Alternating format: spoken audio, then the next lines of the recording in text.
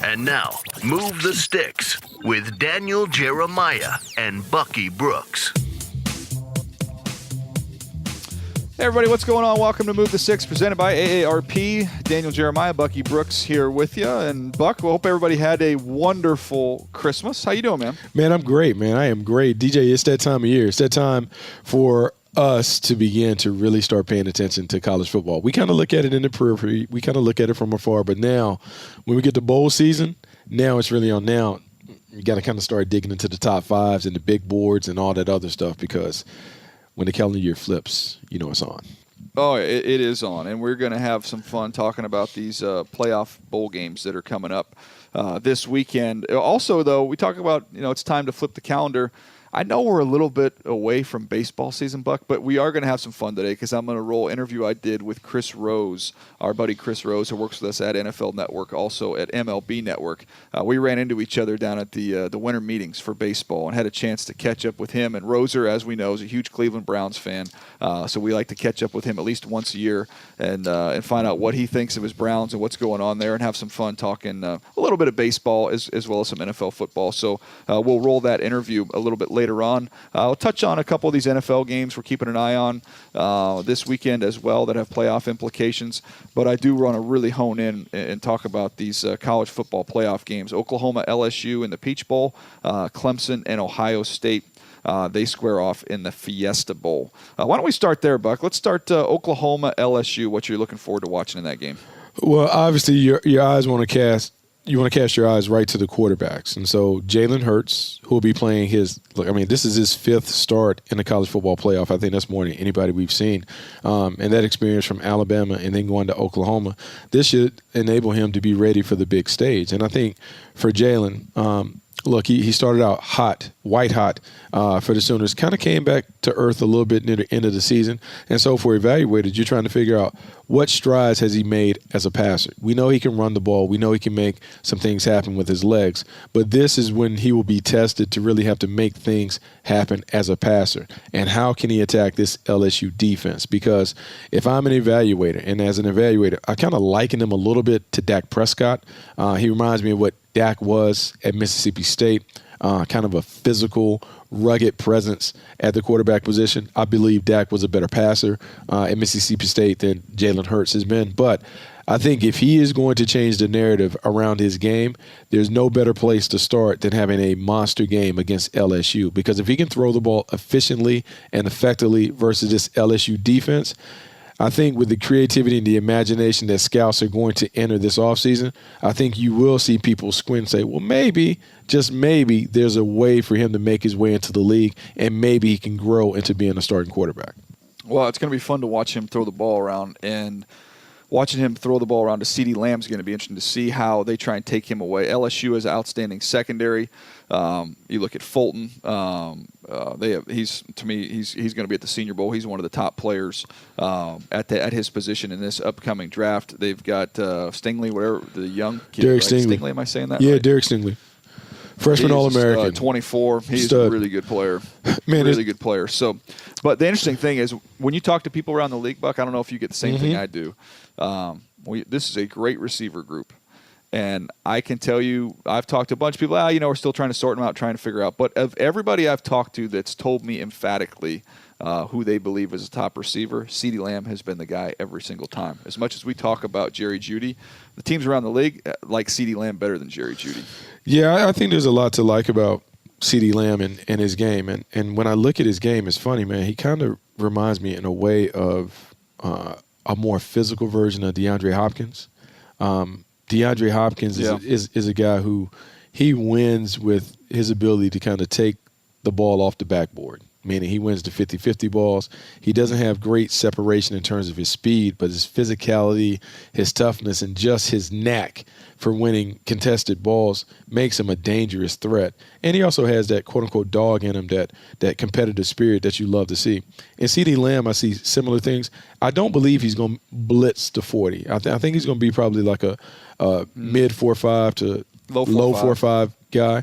But his physicality and toughness, his catch radius, his ability to go and kind of wrestle the ball from defensive backs makes him a welcome target as a number one.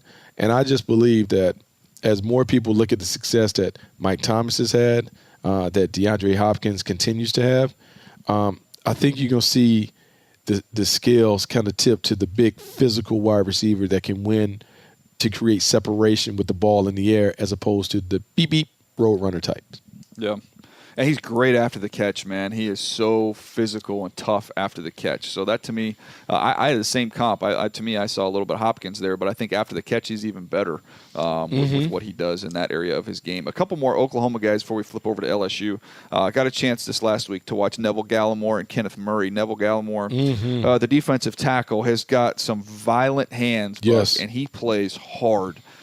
Everybody tells us he's going to test like crazy, so he's going to post incredible numbers there at the combine. But they play him over the center, they play him on the edge of the guard, they'll play him outside, move him all over the place. Just a real violent club swim move. You see him just chuck guards on the ground. He's got knockback. He's not the most polished guy, but, man, he's got just a lot of power and explosiveness in his hands. So he's a very good football player. Really good football player. I had a chance to watch him a week ago, right before we did the Senior Bowl recap show. And the thing that I liked about him is I liked the way that he played with his hands. I liked the way he played on the other side of the line of scrimmage. I felt like his short area quickness was good. And I felt like he was a run stuffer plus, meaning he's going to make his hay stopping the run. But I do believe he gives you just a little bit more than your traditional inside defensive tackle that is the run stopper. I think he has enough ability to push the pocket and maybe be a 5 to 6 sack a season guy.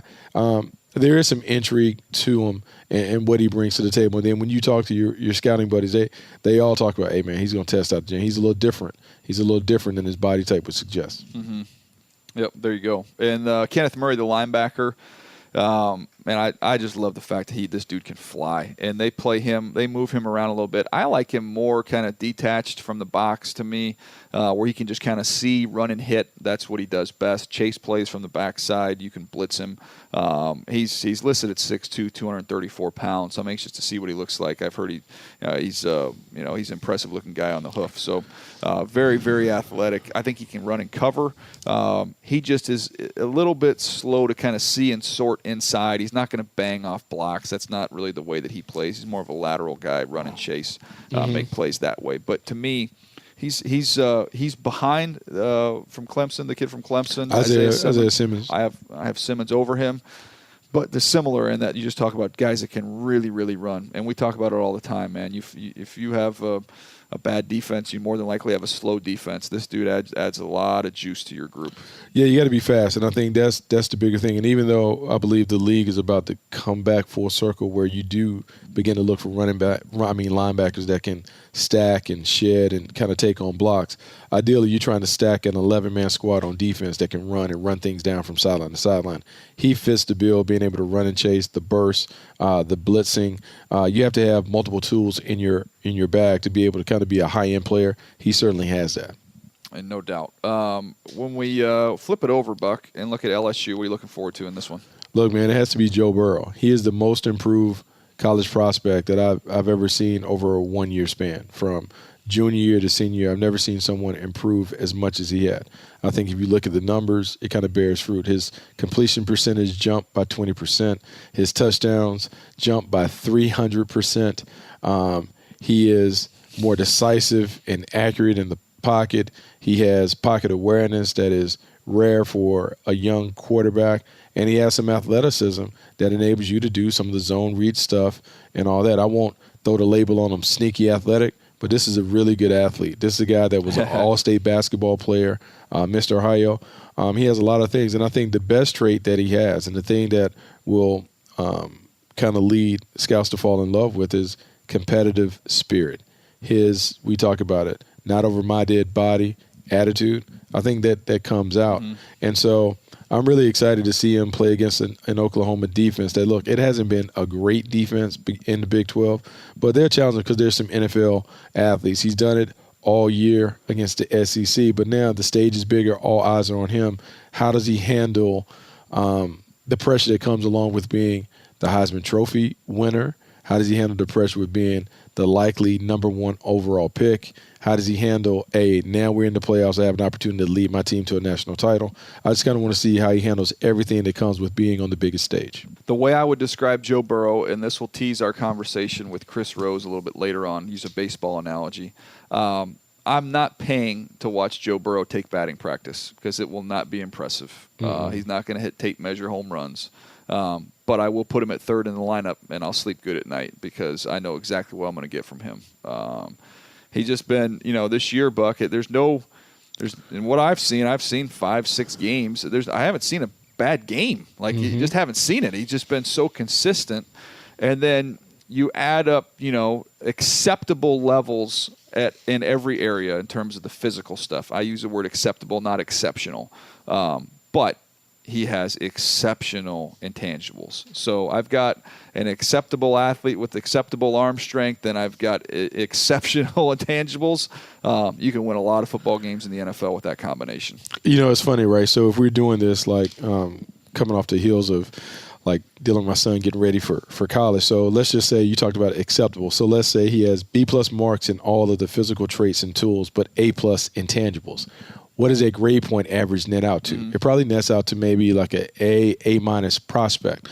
And I think the thing that you want to see is you just want to see him continue to do it. There are going to be questions in the offseason as we do the run-up to the draft. What is the reasons behind dramatic jump, the 1-year surge in production? Is it Joe Brady? Is it him? Could he transcend the scheme that he's currently in? But based on how he's performed, look, man, it's hard to find a lot that you don't like about his game based on the tape in 2019.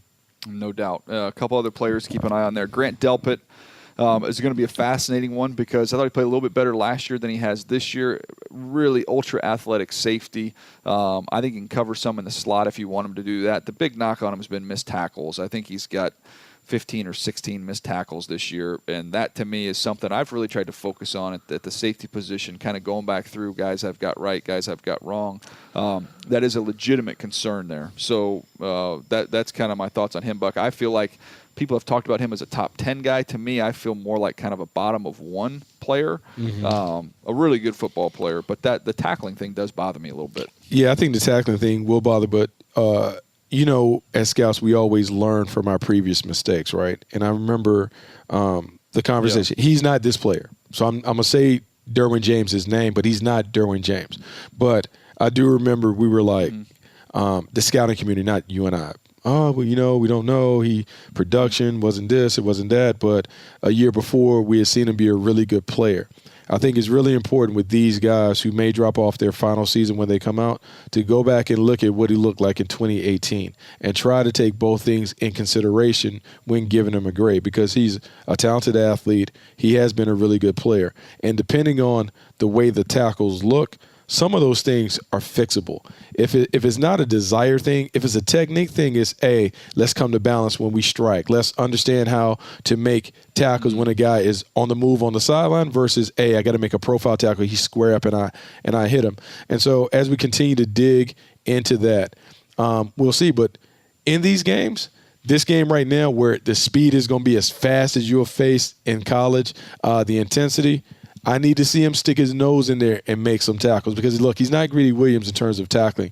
I just want to see him make some solid tackles on the edge because we've seen in the pros, people isolate, they get your guys in space, and one missed tackle is the difference between a 5-yard gain and a 20-plus yard big play. And so he has to be able to make solid, secure tackles. I don't need him to be a trained killer, but I do need him to be a sure tackler. No doubt. That'll be – look, he can – one of the things too I'd heard is that he was not healthy. I'm going back through and looking at my notes here. A lot of low missed tackles, Buck. Just kind of diving low missed tackles. Yeah, and see that that thing like the angles, thing about angles are good. Yeah, the cut, quote unquote cut tackling. Leaves his feet.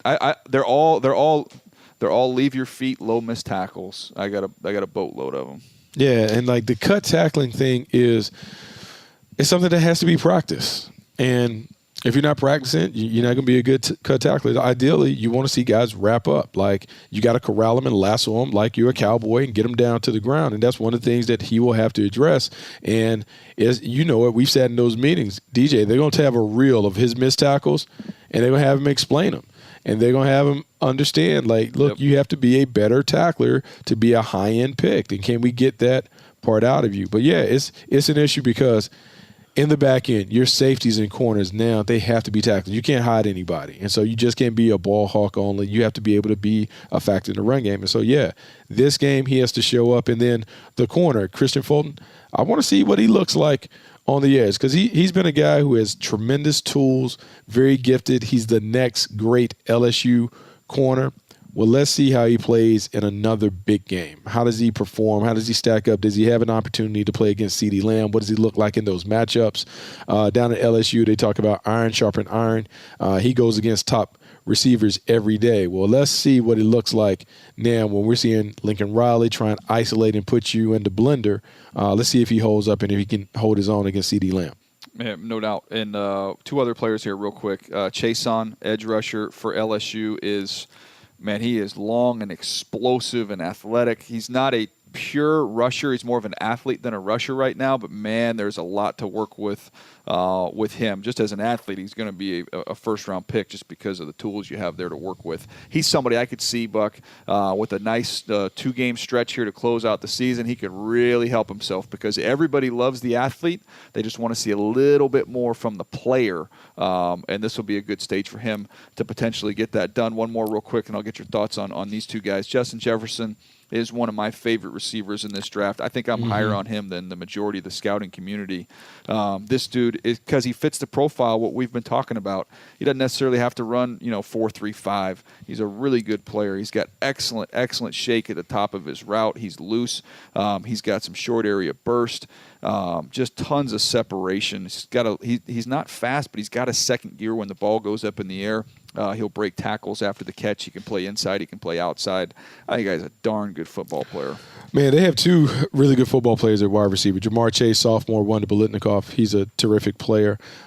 Justin Jefferson, and they would tell you that Jamar Chase learns from Justin Jefferson, watches him in practice, steals some of his moves, some of the releases that you see those guys do versus press coverage is because they're looking at each other in one-on-one. And we have talked about it, and we've kind of come around to, hey, I may not want the fastest wide receiver. I want the craftsman. I want the skill guy that has the refined technical game, the guy that is a great route runner who shows excellent balance and body control, getting in and out of routes. I want the guy that can win the 50-50 balls and has enough strength and power to break arm tackles on the perimeter. I want that guy more than just the vertical playmaking threat. There's a role certainly for the vertical playmaking threat, but depending on what we're looking for, a guy that is the lead option in the passing game, I'm looking for that. Justin Jefferson strikes me as a guy who has some of that potential, and then I just want to kind of catch a glimpse of Jamar Chase because, look, I can't get him this year, but I do want to see what I could get down the line. And, DJ, we've talked about these wide receivers. I told some buddies, like, man, there's so many wide receivers in this draft class that if I'm sitting in the first round, I'm keeping my hands in my pocket. I am saving my chips. I'm trying to acquire more second and third round picks because I'll take two in the second and third round as opposed to spending big on one in the first round because I do believe there are a lot of guys that are really close. And, man, every day on Path to the Draft, when we do our cluster buster, we could just sit in the wide receiver room because there's so many guys that are going to be touching when it comes to their names and the cards that it's going to be tough to decide to determine who deserves to be stacked where based upon what kind of offense you run. Yeah, there's going to be different flavors, that's for sure.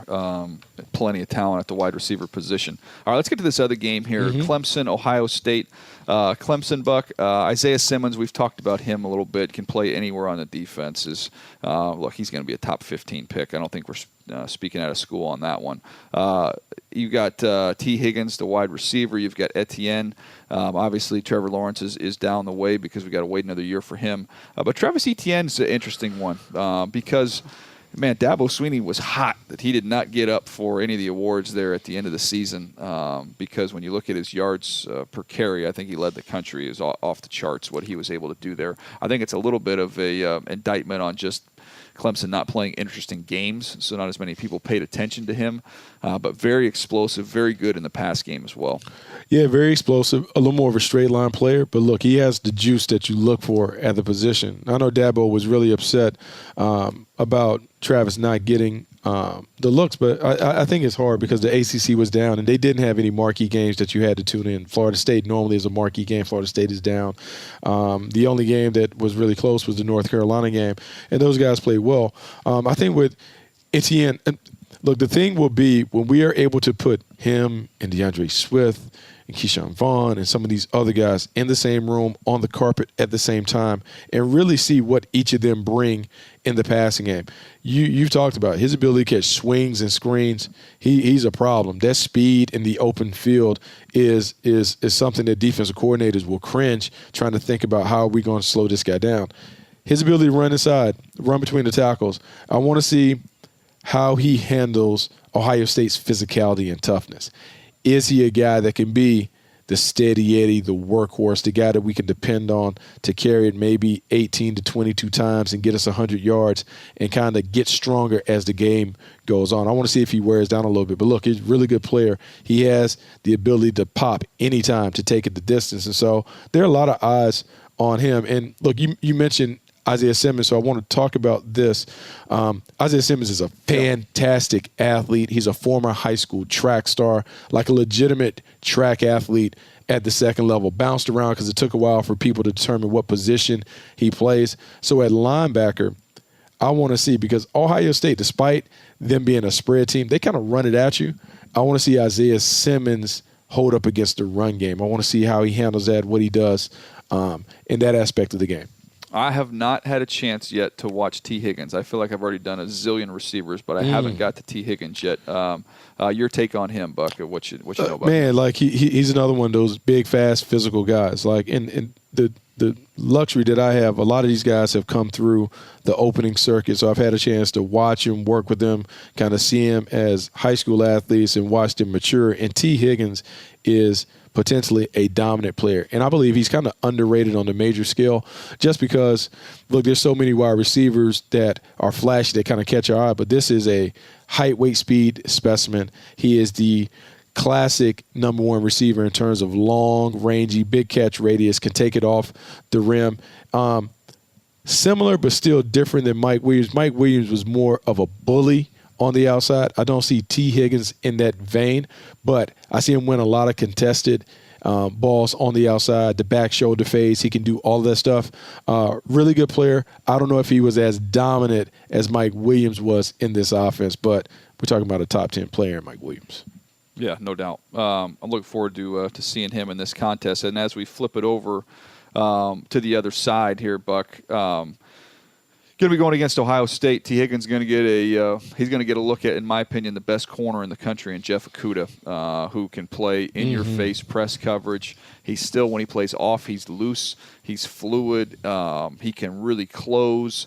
I'm a big Jeff Okudah fan. To me, I think he's the best cover man I've seen in this draft class. Look, man, we can talk about these two teams rivaling for the moniker of DBU. We've seen so many DBs come from both of these schools.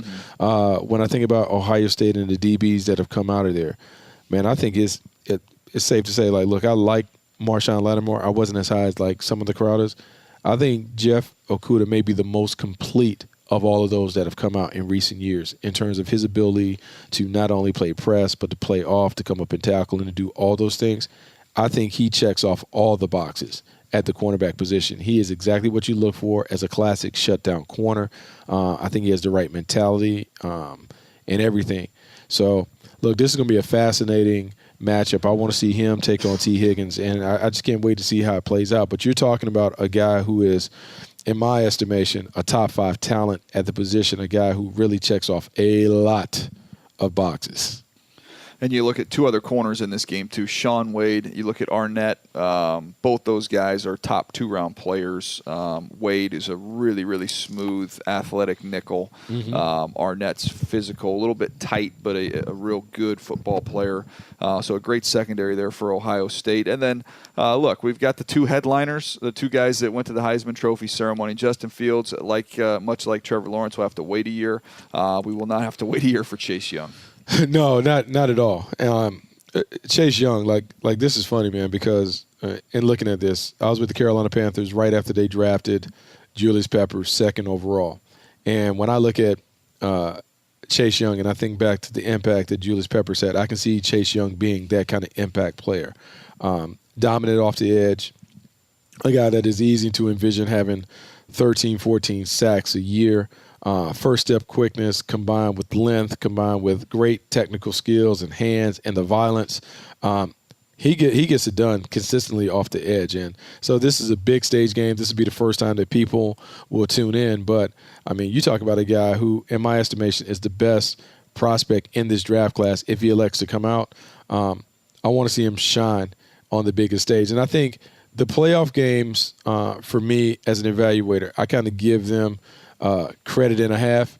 These games matter more because I believe these games are more like NFL football games. They have a little added weight. And I know that we're not supposed to dock people down, but I can't help but think, like, look, this game is a little more. It adds a little more to your total score. So if I see Chase Young or any of these guys that we mentioned dominate in these games, I give them a little more credit because with everything that is on the line, if you can raise your game in this kind of environment, speaks volumes about your competitiveness and your talent.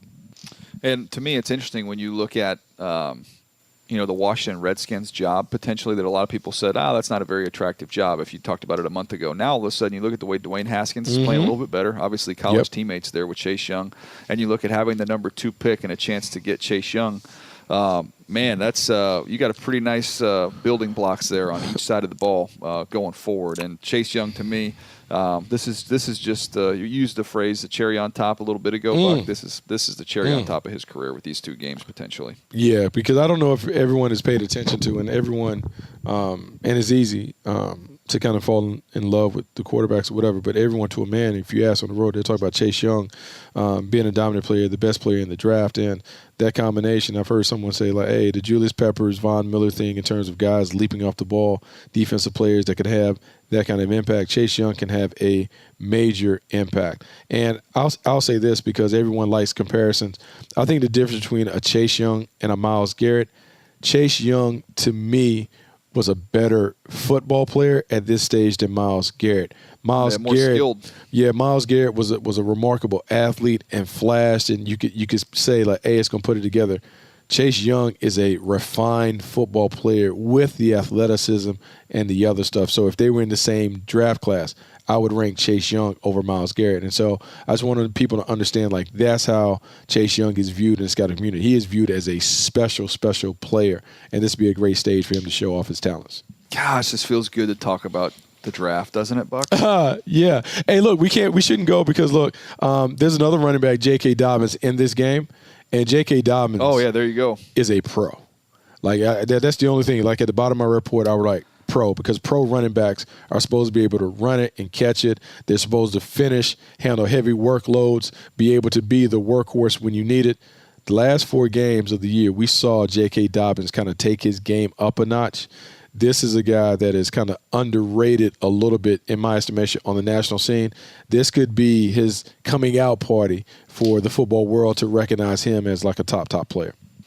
I have the same grade on him as I have on Swift. So he, to me, is in the mix to be the best running back in this draft class. That's the type of love I have for him. He's a football player, man. He's built for it. He is built for it. The way he runs through contact, he finishes every run. He can catch the ball out of the backfield.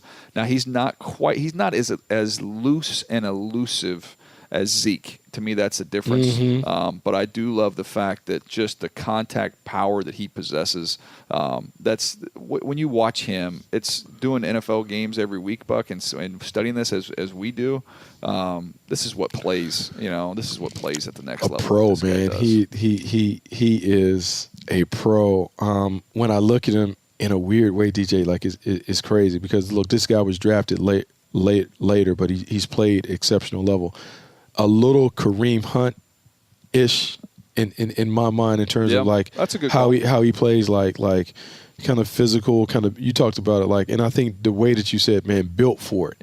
He is built for it. And I think you could use similar things last year when you talked about Josh Jacobs. Like, I don't know all about all the stats, but when I look at him, he's built to play the game. And I think J.K. Dobbins is built like that. No doubt. All right, Buck, one NFL game that's the big game of the week before we get to our conversation or my chat with Chris Rose. Niners, Seahawks. It's really the game that matters this weekend. I know it's on the road. I know it's a tough place to play. I know it's a divisional opponent. I know the Seahawks already beat the 49ers. I just can't see the 49ers losing this football game, Buck. I mean, right now I would have to say, like, on paper, in reality, they're the better team. With what they have available. That front line is dominant. When you match up their defensive front line versus the Seahawks offensive line, you wonder how Seattle's going to be able to block them. Then you go without any of the running backs, how they're going to be able to stave off the pass rush from Russell Wilson when they can't establish the run. And I know Marshawn Lynch is coming back, but I don't know what kind of impact he'll have. To me, this is a game where we can recognize the Niners as the best team in the NFC if they can pull this off. And I know the Saints are playing better, but, man, when I look at the Niners, there's something different about them. I feel like they are a team that has a chameleon-type style where it doesn't matter who they play, how they play. They can blend it. If you want to get rough and rugged, they can do that. The only question mark that I have is defensively, they have been struggling the last couple of weeks. A lot of points. A lot of guys crossing the goal line on this team. And I don't know if they've caught up to Robert Saleh's scheme, but the defense has to play better if they're going to be heavyweight contenders. But this is one that I think the Niners should take care of business on the road. Quick question for you, Buck. Who's the best offensive player on the San Francisco 49ers? George Kittle. Catches the football for him. Who didn't play in the first meeting between these two teams? Yeah, George Kittle didn't play in that game. And you look, it was a difference maker. That is a big difference. It's a big, but it's not even the passing game. When you look at the Niners' stats with George Kittle on the field in the run game, for a team that likes to run on the edges and they like to run off tackle and on the perimeter, his ability to win and seal the edges is advantageous for the Niners. George Kittle playing could be the difference in this. I'm going with the Niners in this. I think the Niners have it. And, man, if the Niners get the number one seed, man, just – fast forward, man, a Niners Saints championship game. Whew, sign me up for that one. That'd be fun. And maybe a rematch, a little dual rematch of Niners Ravens. Not only a rematch from earlier this year, but a rematch from the Super Bowl a few years back. So, but just to see what happens there. Niners and Seahawks, absolutely the biggest game on the NFL slate. All right, Buck, I teased it a little bit earlier. Had a chance to catch up with our good buddy Chris Rose at the baseball winter meetings, and thought you guys would enjoy this conversation with our good buddy Roser. Here you go. How are we doing here? The Browns, we'll get there, but how are you doing? These are my worlds colliding right here. Like, this is it. I've got my football buddy here right in the middle of my baseball world at the winter meeting. So you should see me downstairs. Because people, it's so great. It's like they see me, they kind of know who I am. Yeah, but you're out of place. It's out of context. It's like watching somebody trying to solve a crossword puzzle right in front of your eyes, and it is awesome. Yeah. I love it. Well, but here's the thing. I don't know if I've told you this before, but baseball in September. Now, everybody that plays baseball is a huge NFL fan. Yeah. And they all have these fantasy teams, right? Like, they have all the drafts in late August or what have you. They all get dressed up in their jerseys, and the team, and they kill each other for the picks. And there's certain guys who think they actually could be NFL GMs and all that sort of stuff. Go watch a Sunday for just a second in the baseball world when they pan the dugout. Nobody is there because they're all checking how their fantasy teams or whatever else they may be doing in the football world. They all run to the clubhouse to go see what's going on. Yeah. So they all love it. So for you to be walking around, they're so like, fun. There he is. There he is. It's the combine. No, and the draft. It's like I know, but I don't know the name, but he looks familiar. Right. Can't put a finger on it. Get to the Browns, Rose. What are we thinking here? It's been really disappointing on so many levels. Not because I thought that they were going to necessarily get to the Super Bowl or heck, even win the division. I mean, I told you at the beginning of the year that I felt like the division was really strong between Baltimore and Pittsburgh. And then when Big Ben got hurt, I thought maybe they were going to be cast by the wayside, but Tomlin's done a great job. But with the Browns, the disappointing thing is that their offense has taken such a huge step back. And the thing that made them so much fun over the last 7 games of 2018 was, for the first time in decades, Cleveland's offense seemed to have like a rhythm to it. There was a fluidity. We felt like we had the quarterback for the first time since Bernie Kosar was a competent quarterback. I mean, that's no joke. Yeah. Like, that goes a long way back. It goes a long way back. And, it's just been like grinding gears watching them play on offense. You know, they've played behind the sticks so much. It's not a lot of penalties, but behind the sticks, right? The defense has not played well. I thought that there were times where the defense would have to win them games, and they haven't. I mean, but your secondary finally gets healthy. Myles Garrett's gone for the year. Right. That was. I mean, I was shocked. I was like, I cannot believe. Were you watching that game live? Of course I was. Yeah. I mean, I watch every. You know me. I watch every game live. I want to get inside your living room or wherever you were watching. It was. Game I was watching. It was interesting. So I was watching it with my wife and our youngest son. And my oldest son is a freshman in college, and he calls me the minute it happened because he was watching with all his buddies. He goes to school in Ohio.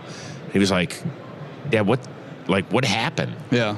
And I was like, I can't explain it. Yeah. I have no idea. And it's continued with this pattern of non-discipline on so many levels, including the coaching, the players, and there's just been a real lack of accountability. And I think that, unfortunately, like for the first time, we felt like we were pointed in the right direction with the right personnel guy in charge. We didn't know about the coach, but we felt like we had the quarterback and the talent to compete. And now I think everybody's got to take a big step back and feel like, what pieces are the right ones and which ones do we have to move on from? Maturity and poise were kind of the 2 words that I came back to. If they can get those 2 areas addressed, Nick Chubb is a stud. You've got so many pieces on all 3 levels of the defense to, potentially be a dominant group on that side of the ball. I agree with you. And I'm not going to say, well, I told you so, but the minute they made the trade for Odell, I was excited because we've had so few superstars in the history of Cleveland sports since I've been alive. I mean, you're talking about LeBron. Mark Price. Really good player, not a superstar. I mean, does Doherty make the list? He does not make the list. But I mean, the Indians have had some good players. Like a Francisco Lindor is very close to superstar status in this sport, but there haven't been a lot. Yeah. And I think there's a reason. I think it really doesn't. The city doesn't lend itself to superstar status. We're just kind of the city that. We always have a chip on our shoulder. We feel like people are talking bad about us. Yeah, one team has Michael Jordan. You have Craig Elo. Right, exactly. He's still trying. Stop laughing at him, guys. I was at that game. Were you really? I was at the shot by Michael Jordan. Come on. Section 131, row T, seat 16. How old were you at that time? I was a senior in high school. Wait, 80. Yeah, I was a senior in high school. Wow. So that was the same day I got my first speeding ticket. I was going to. That's a bad day for you. I was going to pick up my girlfriend at the time, by the way, not worth speeding for. And we ended up going to the game, and I kid you not, at the end here. Did you cry? No, I didn't cry, and I was just kind of like numb. And afterward, I run out into the concourse, and I started leading a chant. I was like, "Here we go, Brownies, here we go," because we bypassed Indians season at that time. Yeah. That stuff didn't matter because they were so bad. That is a great story, Roger. I was also at the Drive. Were you? By John Elway. Oh my gosh. Yeah, section 37. There's a lot of pain in your history here. Yes, section 37, row 2, seat 1, and that one. That was one time where I actually, after Brian Brennan caught the touchdown to put the Browns up 20 to 13 with, 5:48 to go. I remember saying in my head, I was like, "Oh my God, we're going to the Super Bowl." Yeah, like you allowed yourself to go there. I did. Yeah. I was like, "We are going to the Super Bowl," and then, of course, he was pretty good. Yeah, I asked him years later, John Elway, when he came on Best Damn. I said, I'm a Browns fan. Is there anything you'd like to say? We want to apologize? He's like, not really. I was like, yeah, sounds about right. That was it. Sounds perfect. Thanks, John. We've had a great day here meeting with a bunch of different people in this sport, and I'm learning a lot about how you're building teams, constructing organizations, which the difference, the main difference with NFL and MLB in terms of the personnel side, it's really an organization when you think about all the different levels that you have to get up and having that same message kind of permeate throughout the entire organization. That's a challenge these guys have in building that entire operation. Right. Well, I mean, when you look at it, when we cover the NFL draft, we as fans as well, we sit there and we say, boy, how can that guy help us next year? You know, where we ended up winning 7 games, but maybe that guy pushes us to a level where we're at 8 or 9.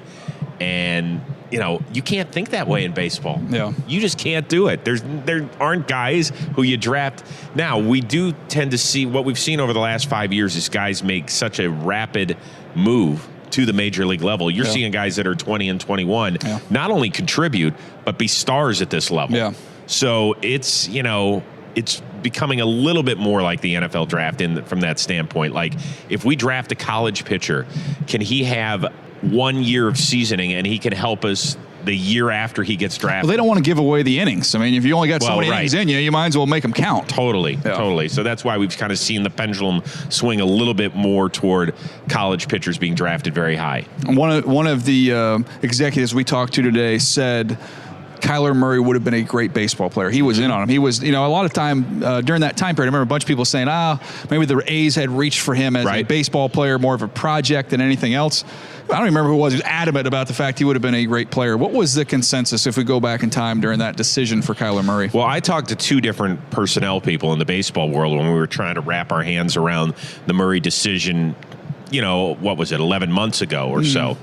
And they both said not only did the A's not make a mistake, but he could have gone number 1 in that draft. Wow. That's how good he was. You know, that they felt like, you know, he had a great swing, that he was going to be a super plus defender in the outfield. He was going to chase everything down in a pretty spacious outfield, and obviously had an amazing arm. Yeah. So, you know, all the rest of the stuff we could teach you the rest. Exactly. Yeah, that's fascinating to me. The difference, I'll leave you with this one because I'm just curious, spending so much time in both worlds, is there something that a successful manager has in baseball that you see as a successful head coach in football? Because it's such a different job. Totally different.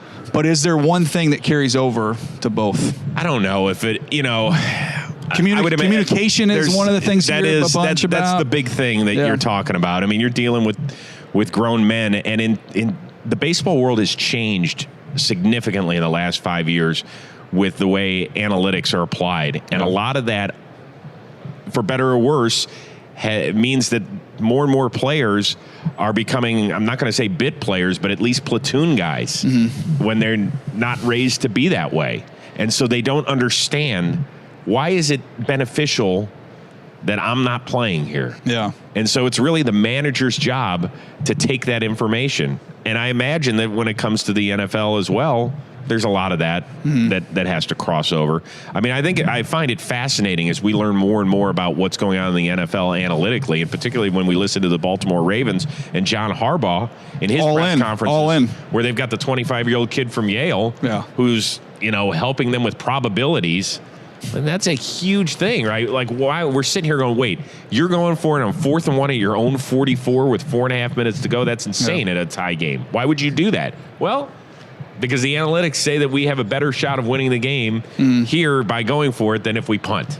The other thing that the analytics tell me is you've got Marshall Yonda at right guard, you've got Lamar Jackson and Mark Ingram. The chances are pretty good. I didn't need to consult a math book or a calculator to figure that one out. I think those odds are in your favor. I'm with you on that, but 5 years ago, if you make that play, you're an idiot. People are kicking and screaming. At least now there's a thought process behind. I think the 25-year-old kid from Yale's the fall guy in case this ever goes wrong. That's what he is. It's like John Harbaugh's Josh Harbaugh. That's the 25-year-old kid from Yale. That's not Harbaugh's call. It's a fall guy. It is. That's not a bad idea. Yeah. It's always important to make the Ivy Leaguers the fall guys. Yeah, there you go. We talked Browns. So last thing before we wrap up here from the baseball. Padres? We're going Padres because Nice. I'm selfish. Yes.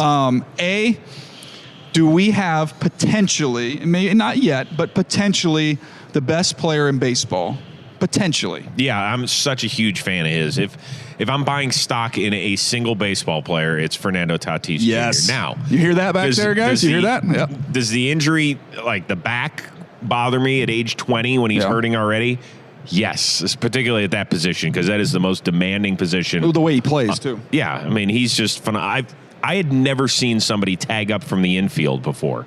Ever. He did it twice. And he did it twice. Yeah. And I was like, you got to be kidding me. So he's awesome. You having fun this week here? It's awesome. Yeah, it's a different world, isn't it? It is, but we've learned, some of the things when you're talking to people in personnel, it doesn't matter the sport, and you start talking about kind of the scouting aspect of it, they light up like a Christmas tree because we've all stayed in crappy hotels. Right. We've all found a player we loved. We've all been right. We've all been wrong. And there's like a connection that's kind of cool that you end up having with these guys. Even though we don't know each other, different sports, but there's still something there. It's been fun. Did D-Row ask you about his Cowboys? Because the first question I asked him was, "Why are you a Cowboy fan?" Oh yeah, well, you don't hear many people with that accent that root for the Cowboys. He's like, well, the household, all Giants fans, and I had to go opposite of my brother, and so now I'm a huge. God, they're so disappointing. 10 years we've had Jason Garrett. It's not happening. Gosh, you got to get him out. That is fantastic. Yeah. How about last thing? I'll let you go. Give me your Bruce Bochy. Bruce Bochy on his decision to walk away from baseball. Go. We for 25 years I was in the dugout, and I was the luckiest guy. I had a phenomenal time in San Diego and then San Francisco, where I coached Buster and Bad Bum and Pablo, and I got the largest head of anybody you've ever seen, except for the floats in the Macy's Thanksgiving parade. But yeah, it was special, DJ. It was special. That's it. There I'm you done. go. Fantastic. Thank you. Buck, his Bruce Bochy impression, I think it might be the best impression I've ever heard. I don't know how much you've heard Bruce Bochy talk, but that is exactly what it sounds like. Look, man, Roser is a very, very talented broadcaster. That impression was outstanding. I think the big thing, like whenever we talk to Rose, is just the ups and downs of the Cleveland Browns and being a Browns fan.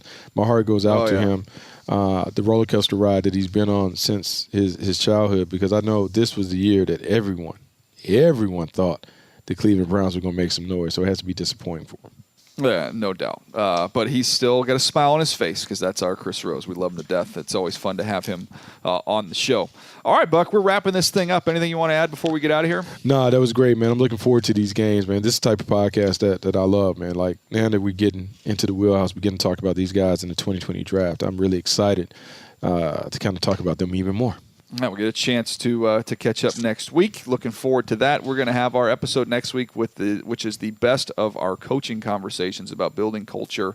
We're going to roll that out next week. I hope you guys will be on the lookout for that. It's going to be one of our best podcasts we've ever done. All right, thank you guys so much for checking us out. Thanks to Nabil for producing this bad boy. That is going to do it for us. Thank you so much for listening to Move the Sticks, presented by AARP.